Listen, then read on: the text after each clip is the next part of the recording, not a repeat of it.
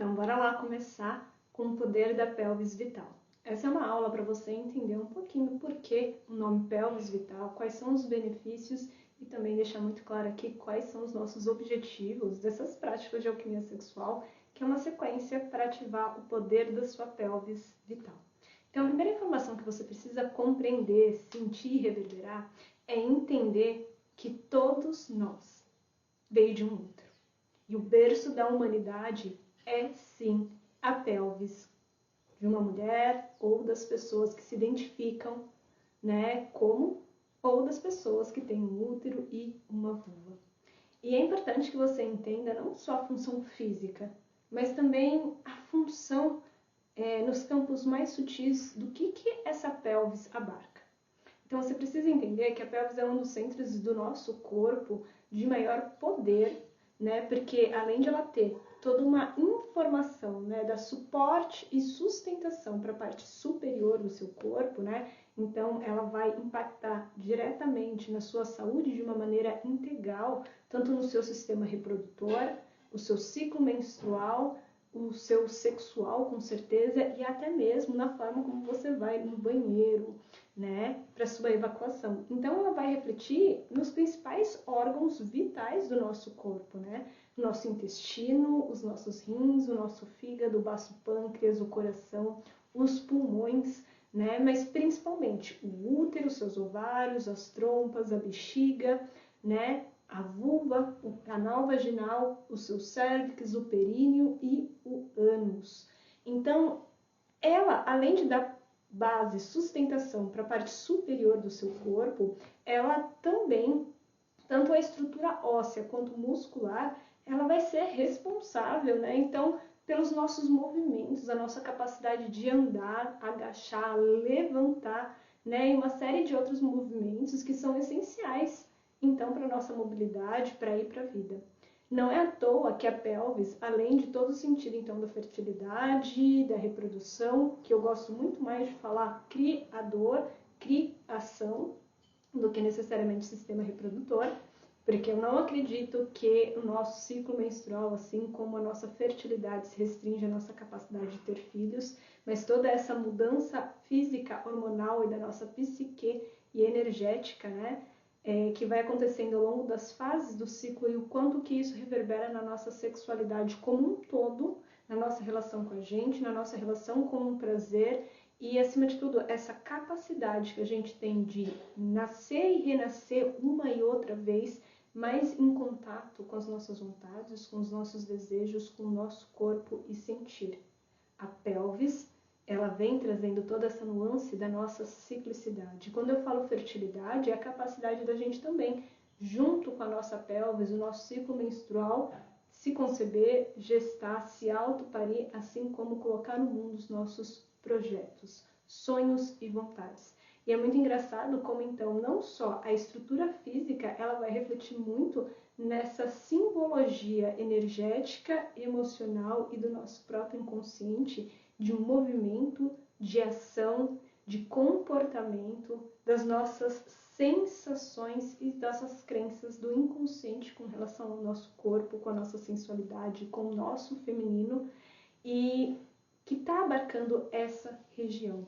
E é muito interessante porque muitas vezes a gente entende a pelvis somente como musculatura do assoalho pélvico e esquece o quanto que ela, sim, é importante a musculatura, sem sombra de dúvidas, mas o quanto que os ossos, as articulações, os órgãos ali são tão importantes quanto. E cuidar da nossa pelvis, reativar o poder vital, desintoxicar o nosso sistema para reativar essa força sexual e vital dentro do nosso corpo, é retomar a vida, retomar o prazer, retomar essa libido, retomar essa força interna, para a gente então desenvolver a partir daí as nossas relações com o outro. Porque eu não acredito que a nossa sexualidade seja a capacidade que a gente tem de se relacionar com o outro, e sim a capacidade que você tem de se relacionar consigo e os seus processos de prazer que vão muito além somente da sua genital, então do seu clitóris, da sua vagina e todo o conto patriarcal em torno disso, mas são processos em que a gente se empodera do corpo e ativa essa capacidade multiorgástica, genital ou não.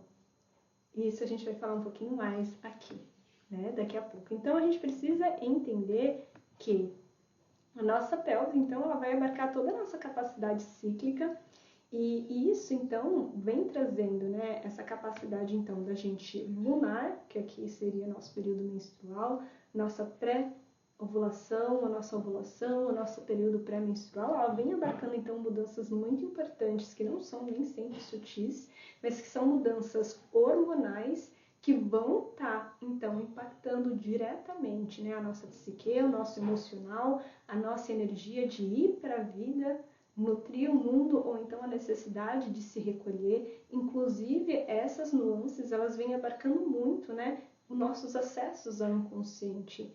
E é muito bonito, porque então a nossa pelvis, e não só o nosso ciclo menstrual em si, né, lembrando que quando eu falo ciclicidade, eu não estou falando e restringindo apenas, então, as mulheres que são férteis, entre aspas, né?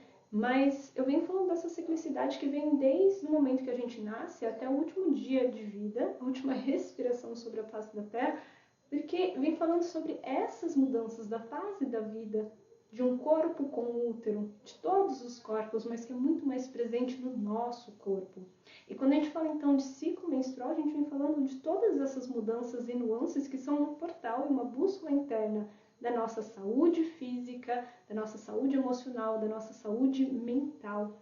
E é muito bonito porque às vezes a gente acredita, foi levado a acreditar que a nossa ciclicidade então é só para fertilidade, para ter filhos físicos, e a gente esquece que a ciclicidade, o nosso ciclo menstrual e os ciclos da fase da vida, elas são uma expressão da nossa sexualidade, uma porta de entrada para a gente entender as mudanças da altura do nosso colo, da ativação, inclusive, desse orgasmo cervicuterino, das mudanças, inclusive, dos nossos fluidos, do canal vaginal, né? Dos próprios odores, assim como a quantidade de líquido da ejaculação feminina, assim como a resposta e as mudanças da nossa vulva, a altura do nosso colo, a resposta sexual, a mudança da libido, que é o impulso de viver a vida com prazer, e as mudanças que vem abarcando, então, o seu desejo sexual. E é muito incrível, porque cada fase do nosso ciclo, o nosso desejo sexual, ele pode se transformar. Né? A gente, às vezes, acredita que é só na fase ovulatória que a gente tem desejo, e, na verdade, isso daí é um conto. Né, em que a gente, quando não se auto-observa, não entende como o nosso desejo sexual funciona e acredita que é somente por um impulso hormonal e a gente não passa a se estudar, a gente não começa a perceber as diferenças dessa sexualidade, que ela é fluida, ela é cíclica e ela se expressa e ativa-se de diferentes maneiras ao longo do ciclo.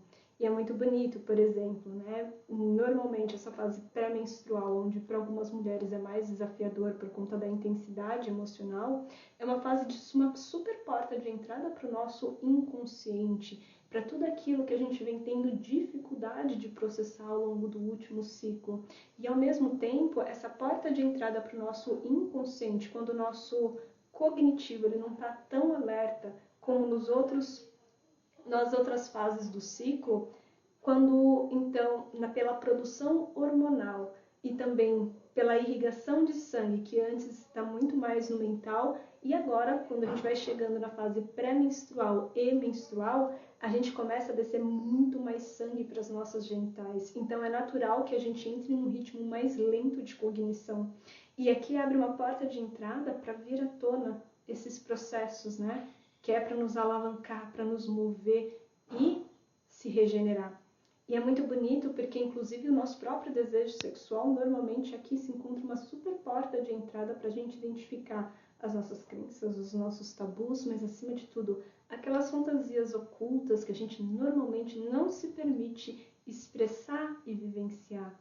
E é muito bonito porque a nossa pelvis e tudo aquilo que ela abarca, então ela vai ativando esses processos, ela vai ativando essa energia de regeneração, de liberação e renovação, o que cria a partir daí. E isso é pura energia sexual. Energia sexual, ela é sim uma energia de prazer, energia de sexo, uma energia de criatividade, uma energia que se torna vital. E é principalmente uma energia de cura.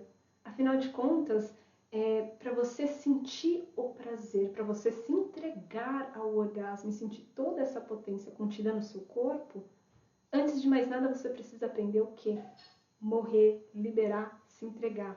Eu sei que muitas de nós, quando falam morrer, meu Deus do céu, né, já fica com os cabelos em pé, mas é muito mais um processo interno de se entregar, sair do controle e se pôr vulnerável, para poder então sentir. E é muito forte, né? Porque então você precisa se entregar. E a mesma coisa, o nosso corpo, ele se protege por conta das experiências da nossa vida que fez a gente então sentir medo da vulnerabilidade, sentir medo da entrega, sentir medo do corpo, da pelvis, do ciclo menstrual, do sexo, do prazer, da possibilidade do que pode acontecer com um outro quando a gente se põe vulnerável. O medo do julgamento, o medo da humilhação, da rejeição e por aí tantas e tantas coisas que pode variar de história para história. E é muito interessante porque então a nossa energia sexual, para ela começar a potencializar, revitalizar o nosso corpo, ela precisa então fazer antes essa limpa dentro do nosso corpo, que está totalmente conectada com o ciclo menstrual, que está totalmente conectada com o ciclo do prazer, da entrega, para voltar a sentir e construir essa energia. E é muito interessante, então, que a gente acha que então é muito restrita a energia sexual, mas quando então ela vai liberando essa informação, essa memória, seja através do ciclo menstrual, seja somente na ativação da sua energia sexual e movimentando ela no corpo, que é basicamente o processo da alquimia sexual, então a gente vai criando mais energia. E é até legal aqui já falar, né, porque agora eu me empolguei, é que muitas pessoas acreditam que energia sexual é sinônimo de energia vital. E não necessariamente. Eu vou te falar dando um exemplo muito clássico, que é, muitas vezes, por exemplo, quando você se toca ou você transa, tem relação, quantas vezes você terminou, mesmo sentindo prazer, e você virou a cabeça, deu uma relaxada e já voltou a dormir? Foi um prazer de 2, 3 segundos, rápido, no tenso, no duro, acabou logo, dormiu logo para dar uma relaxada. Não que isso seja errado, mas ela não chegou a fluir essa energia sexual dentro do seu corpo, então ela não se regenerou e gerou energia vital. Vou explicar. Normalmente esse processo que você fez, e não que ele seja errado, porque não existe certo e errado, né, no âmbito da sexualidade, mas você usou a sua energia sexual para descarregar a energia do seu corpo, então ele deu uma relaxada, você conseguiu dormir. Normalmente, quando a gente produz energia vital através da circulação da energia sexual, através do sexo, do autotoque, da alquimia sexual e de várias outras práticas que a gente acaba fazendo muito, né, com as minhas alunas, de reconexão com o corpo e liberação da capacidade antiorgástica, é que a gente vai construindo então essa revitalização do nosso sistema. Vai ter uma aula sobre alquimia sexual mais pra frente, onde você vai entender como que isso acontece no seu corpo, não só para reequilibrar o seu emocional, mas acima de tudo, utilizar essa força sexual para ela nutrir e te trazer mais energia pro corpo. E não é possível você, por exemplo, aumentar o desejo, ter uma melhor resposta sexual, assim como energia para colocar no seu trabalho, na nutrição das suas crianças, enfim, de várias áreas da sua vida, se você não tem vitalidade. Porque o modus operandi vai ser de escassez. E quando a gente está nesse modus operandi de escassez, a gente fica muito mais explosiva, não é? A gente fica com menos paciência, a gente fica mais nervosa, qualquer coisinha parece que se tem uma intensidade maior. E olha só que doideira, né? Se a gente está em cansaço, muitas vezes a gente quer algo rápido, por exemplo, um sexo, para acabar logo, como se fosse mais um trabalho. E, no entanto, a gente perdeu essa conexão com a nossa pelvis e com a sexualidade uterina, de usar ela como uma ponte de regeneração da sua energia. Por quê? Então, quando você começa a circular a sua energia sexual e gera energia vital, a última coisa que você quer depois do sexo e do autotoque é dormir, porque você está cheia de energia. Você está provavelmente com muito mais vitalidade vitalidade, com vontade de fazer várias coisas. Normalmente, para mim e para várias mulheres que eu conheço, é um momento que pode ser muito devocional, assim como um momento de criação de projetos novos, de inclusive co-criar com essa energia orgástica, né? De manifestar sonhos, de colocar na matéria, de inclusive intuir e materializar, né? Não no sentido de que a gente não precisa fazer nada. Eu acredito que a gente precisa ter um alinhamento da sua energia yin e yang, né? Que é a energia feminina, a sua intuição, o seu sentir, essa verdade interna, para ter uma ação, uma energia mais yang, que vai colocar estrutura no mundo, que vai pegar e colocar na ação, que vai criar os caminhos, inclusive neurais, né? De como que eu vou fazer essa viagem, de como que eu vou fazer X, Y, Z, precisa de uma estratégia, precisa botar e organizar e colocar na ação. Mas se a gente tem tanta informação dentro do nosso corpo de que não pode, dificilmente vai conseguir, né? De não merecimento, né? Enfim. E é muito forte, porque a nossa pelvis, a todo momento, ela vai falar sobre o nosso merecimento à vida, sobre o merecimento do autocuidado, o merecimento ao prazer. Que sim, o merecimento ao prazer é uma expressão, inclusive, do seu amor próprio e da sua autoestima, né? Porque a gente sabe muito bem que, infelizmente, a gente vive numa sociedade onde a gente diminui, né? Ou melhor, limita a autoestima somente como a nossa aparência, mas na verdade a autoestima e o amor próprio, eles têm muito mais aquilo que a gente sustenta internamente, como a gente se autovalida e aceita quem a gente é, né? Inclusive de reconhecer as nossas necessidades, os nossos desejos, os nossos limites, aprender a dizer sim para quem a gente é, afirmar inclusive aquilo que a gente pensa, integrar as nossas dores. E se a gente fica só, então, na nossa imagem, nosso poder pessoal está sempre na validação do outro. Então, quando a gente vem trabalhando o merecimento ao prazer, inclusive essa autovalidação de quem a gente é, dos nossos sims, dos nossos nãos, daquilo que a gente merece, daquilo que a gente não quer mais na nossa vida, mas acima de tudo, eu acho que essa integração tão genuína de que o meu prazer não é responsabilidade do outro. Eu escolho compartilhar com o outro, mas se eu desconheço esse corpo, se não me torno soberana dele, eu vou tentar controlar, eu vou tentar submeter o outro. E assim vice-versa. Provavelmente você vai aceitar coisas que não são legais para o seu corpo, que tem uma referência da pornografia, você talvez vai ter dificuldade de dizer sim, dizer não. Vai ter dificuldade de falar suas necessidades porque você desconhece como de fato teu corpo funciona. E essa informação, ela tá na sua pelvis. Uma das coisas que mais acontece, né, que entra nessas práticas de alquimia sexual, é que pouco a pouco a gente vai mudando totalmente a forma como a gente acreditava que gostava do sexo e do autotoque. E para mim isso é muito claro na minha experiência pessoal, assim como de várias alunas que já passaram comigo, que antes, né, viviam a sexualidade com muito mais referência da pornografia, e à medida que elas foram fazendo, o corpo, elas voltaram a se conectar com o corpo e começaram a entender que esse corpo queria de uma forma totalmente diferente. E foram pouco a pouco, porque eu não te dou uma fórmula mágica em que tudo vai ser resolvido e que você nunca mais vai ter questões, né? Mas que o corpo vai se transformando de uma maneira tão bonita e potente que vai se empoderando, vai sentindo e vai fazendo esse convite para mudança, vai fazendo esse convite mostrando como realmente deseja. E não isso que te ensinaram do que é o sexo e o prazer, que muitas vezes, infelizmente, né, por conta da pornografia, a falta de informação, é mais um resquício de violência, né, de invalidação do processo natural do seu corpo, né, que não leva em consideração a capacidade multiorgástica feminina, o tempo de excitação, a lubrificação e vários outros conceitos que a gente vai conversar aqui pouco a pouco. Mas é muito forte e todos esses registros, elas se encontram dentro da sua pelvis. As suas experiências sexuais, as suas trocas, os seus medos, a sua culpa, a sua vergonha, que então, a todo momento, essa ciclicidade, essa alquimia natural do corpo, ela vai estar abrindo essa comporta para transmutar. Só que a gente está tão desconectada desse corpo, né? Nos foi criada uma ideia tão linear em comparação, então, não só o sexo, mas a vida como um todo, né? Como uma comparação às pessoas de pênis, que a gente precisa ser sempre linear, ter a mesma mentalidade, a mesma disposição. Acredito sim que você merece todos os direitos de igualdade, né? Seus direitos civis, sim.